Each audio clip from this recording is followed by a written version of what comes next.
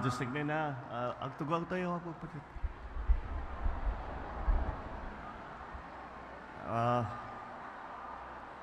Gagayon ken kakabsat. Apo nga opisyalis tayo ni Governor Manny Mamba. Alkalde ti Ili, ti Bugay, Mayor Antiporda. That means we are already the third generation ng pagsama ng Antiporda at saka Marcos. Kagayan kay kakabsat na imbag nga bigat po. We are here today only because I wanted to see kung ano ba talaga ang damage at alam nyo po kahit pagka nagkakaroon ng ganitong sitwasyon at nakikita lahat ng mga tauhan natin ay binibigyan naman po tayo ng report at kung paano, anong nangyari at anong naging epekto, anong pangangailangan. Ngunit lagi kong ipinipilit hanggat maaari ay pupunta that I come to see for myself. And not only myself, I have brought with me, of course, the other cabinet secretaries. Dahil po, pagka ganito, nasa lanta na ganitong napakasama na bagyo, ay hindi kayang gawin lahat ng kailangang gawin ng iisang departamento lamang. Kaya nandito po, sabihin ko, kasama ko natin po si Sec. Manny Bonoan ng Department of Public Works and Highways. Andito rin po, dahil nga marami pong kagaya ng nabanggit ni Mayor, maraming mga nasira. Ang naging problema sa Marse is that hindi kagaya ng mga nakaraan. Ito ay may tubig, malakas pa rin ang ulan, ngunit ang talagang nagkaroon ng damage tayo dahil sa malakas na hangin. At inabot na, malapit na yung report na natanggap ko, yung wind velocity na umabot dito, malapit na sa Yolanda dahil umabot ng 240. Ang Yolanda 260 with gustiness of 300 and plus. So, nandun na sa super typhoon na category. Kaya nakakaabala. At kaya naman, nung nakita ko yung mga report, pati yung mga picture na pinadala sa akin, nakita ko talaga, yung damage was from the wind, nagliparan ng mga bubong, at yun na nga. At dahil nga, isa doon, dahil napakahalaga ng ating mga evacuation center na ginagamit natin sa mga eskwelahan, yung pa rin ang nasira, kaya't sinama ko na ang ating DepEd Secretary Sani Angara, para makita niya kung ano bang mga kailangan gawin. Ang nauna ngayon dito, nauuna lagi sa ating mga disaster ay natural ang ating DSWD Secretary Rex Gatchalian. At dahil kailangan na natin ibalik kaagad lahat ng mga facilities, lahat ng communication, pati ng kuryente, lahat ito, hindi lamang dito sa Bugay, sa Cagayan, kung hindi doon din sa amin, doon sa Ilocos Norte, meron din kaming tinamaan. Kaya sinama ko po, DICT Secretary Ivan Uy. At siyempre, nandyan din si Secretary Katrina, who is, siyempre siyang unang pagka may problema dito sa inyo, siyang laging unang nagre-report sa akin. At sila ni JPE. At alam niyo, the former senator, Senate President, and now Secretary, is the legal counsel to the President ngayon. Kinuha ko po. Sabi ko, kailangan ko ng legal counsel, kailangan ng abogado ang Pangulo. Siya ang abogado ng Pangulo. At sabi ko, mag-appoint ako ng abogado ng Pangulo, kailangan makuha ko yung pinakamagaling na kaya kong kuhanin. Wala nang gagaling kay Johnny Ponce Enrile, kaya siyang kinuha ko na ating legal counsel. Andito rin po ang ating Secretary Anton Lagdameo, siya pong assistant natin at tumutulong sa lahat. At lahat po ng mga iba't ibang ahensya ng pamahalaan ay sinama ko na.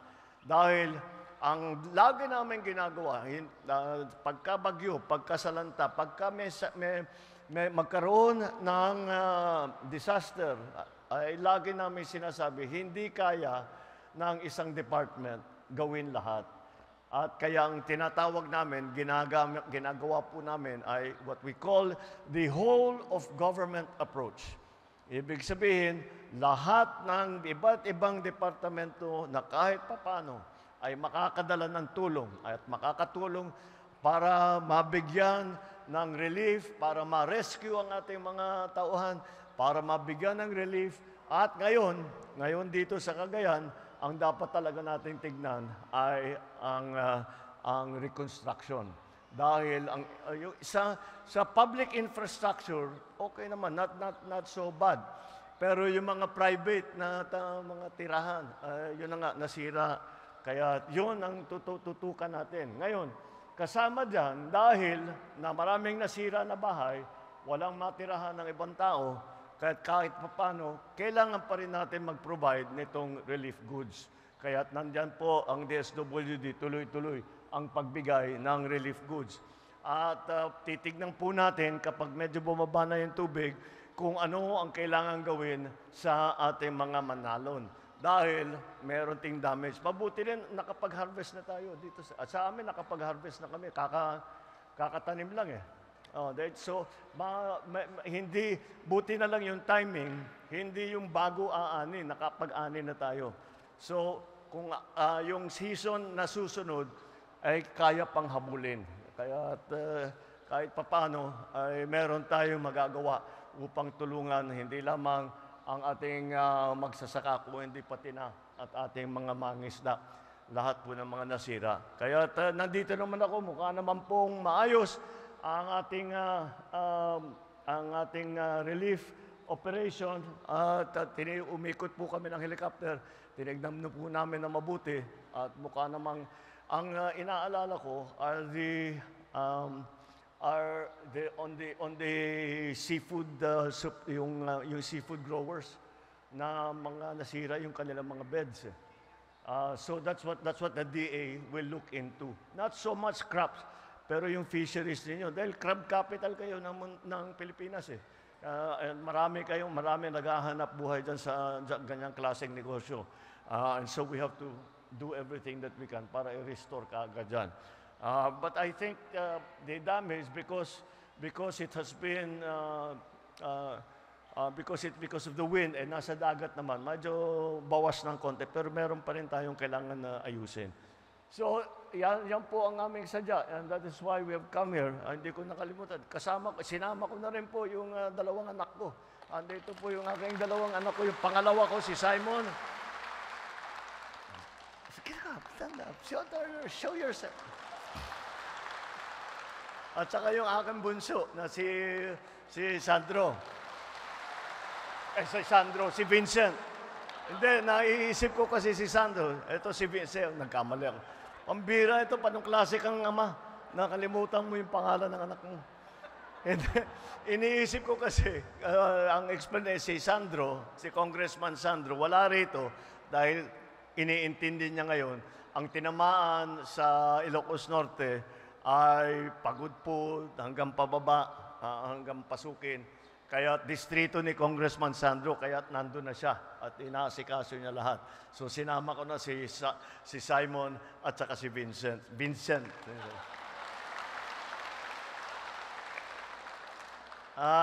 Yun lamang po, yun po ang aming sadya. Asahan ninyo na hanggat merong pangangailangan, ang ginagawa namin, hindi namin sinasabi, after 1 week, aalis na kami. After 5 days, aalis na kami. Hanggat kailangan nyo kami rito, may iwan kami rito. Hanggat kailangan yung mga na-displace, na nasira nga ang bahay, walang tirahan, kahit kung nasa evacuation center man sila, o nasa bahay ng kanilang kamag-anak o kaibigan, mag-provide pa rin kami nitong relief goods, tuloy-tuloy pa rin, hanggat makabalik na sila sa kanilang mga bahay. Kaya Nandyan naman po lahat ng ating mga opisyal. Basta't may pangangailangan pa kayo, ipaabot ninyo sa amin. You have the regional and provincial offices of the different national agencies. Just tell us what we need hanggat maaari, hanggat kaya namin, hanggat kaya namin gawin. At kahit na hindi namin kaya, gagawa namin ng paraan. Kakayanin natin. Dahil mahirap naman basta't pabayaan ng mga tao. Magpasalamat din po tayo. Dahil hindi lamang ang pamahalaan ang gumagawa nito lahat. Meron po tayo maraming katulong sa private sector na bago pa kami nakarating ay marami nang ginagawa, marami nang namimigay na ng tulong. Kaya yan po ang lagi kong pinag-uusapan. Kung maalala ninyo, during the election, we always talked about unity. We always said, sama-sama tayo. At yan ang nakita natin. Pasa't sama-sama tayo, nakikita natin, magtulungan tayong lahat. Kahit papaano, magagawa natin ang paraan, mabibigyan natin ng tulong ang lahat ng mga nangangailangan na tinamaan nitong Marse at hindi namin titigilan hanggat masabi ninyo, kaya nyo na at hindi nyo na kailangan ng tulong ng pamahalaan. Itong tulong ng pamahalaan ay maraming bagay, hindi lamang itong relief goods. Ang DA magbibigay din pagkarapos na tayo makapag-assess doon sa damage, doon sa mga naapektuhan na fishermen at saka ng farmers, ay bibigyan din natin ng tulong. Ang mga naman nasiraan ng hanap buhay, kunyari may tindahan kayo, meron kayong lugar, nasira dito sa bagyong ito, andyan naman ang DOLE, magdadala sila ng itinatawag na tupad. Itong tupad na ito ay kaunting tulong para naman makabalik kayo sa inyong hanap buhay. So, and then the DepEd is here precisely to continue the repairs that are needed in the school buildings and of course, kay Manny Bunuan sa DPWH kung ano yung mga infrastrukturang nasira na kailangan natin ayusin. So, yun lang po. And I'm happy. Sana makabisita ako sa Bugay na hindi bagyo. Baka babalik ako sana makabalik ako dito na nag-celebrate na lang tayo ng kahit na ano. Mag-celebrate tayo na tapos na yung bagyo at okay pa rin tayo. The very good news that we have dito sa dumaan po ng Marse, sa lahat ng Pilipinas, wala po tayong namatayan. Wala tayong casualty. Kaya po nangyari yan dahil mabilis at maaga ang pag-evacuate ng tao at alam namin mahirap para sa ibang tao na iwanan ang inyong bahay at iwanan ng inyong pag-aari. Ngunit ito ang bubuhay sa inyo, ito yung sasalba sa inyo. Kasi kung mamilit tayo na nandun na kung saan dadaan yung baha, kung saan dadaan yung malakas na hangin, baka masaktan naman tayo. Kaya mas mabuti. Kaya naman tayo walang casualty ngayon. Nakapag-evacuate tayo na mabuti at tuloy-tuloy ang suporta ng gobyerno. Kaya ayun lang po. Maraming Diyos Nina. Katakuyamin nga po na yung pagnabigat yung po.